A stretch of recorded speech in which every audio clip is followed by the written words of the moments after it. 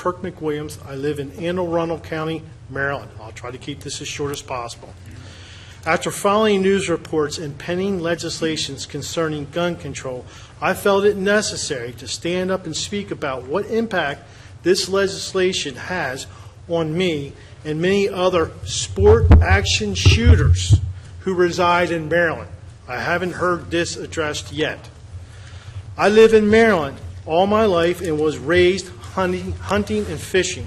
For the past 15 years, I have actively been involved as a sport action shooter.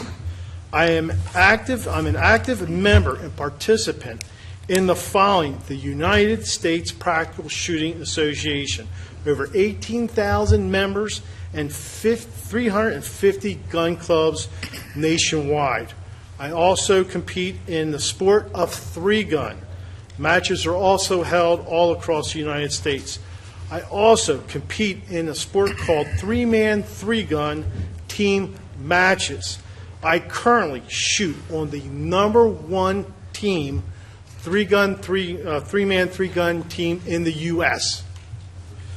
The sport of three-gun and three-man, three-gun is currently being covered by the National Three-Gun Association through media properties as Three Gun Nation Television and threegunnation.com, which was formed for one mission: to promote the sport of action shooting by shining a light on the amateur and professional shooters alike, as well as gun, gear, and lifestyle that define the high-octane sport of three-gun competition.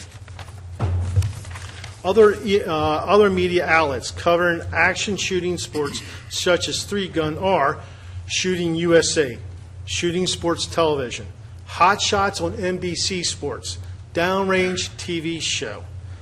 Sponsors of action shooting sports such as three-gun and three-man, three-gun are FNH USA, Colt, Ruger Arms, Smith & Wesson, ammunition manufacturers such as Hornady and Federal, in addition to the National Shooting Sports Foundation, etc., etc.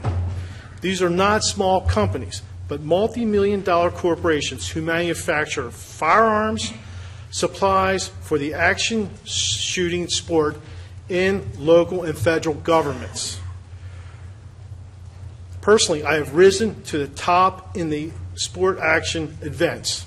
In order to do so, I've put in the time, effort, and expense to achieve this level. I've heard a statement made by numerous times in recent months by Maryland legislators and supporters of gun legislation.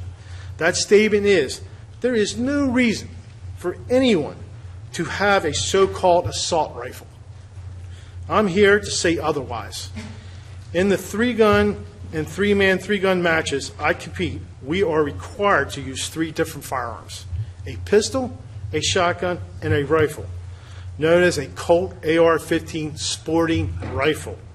This Colt AR-15 sporting rifle, under the pending legislation, would be a banned firearm.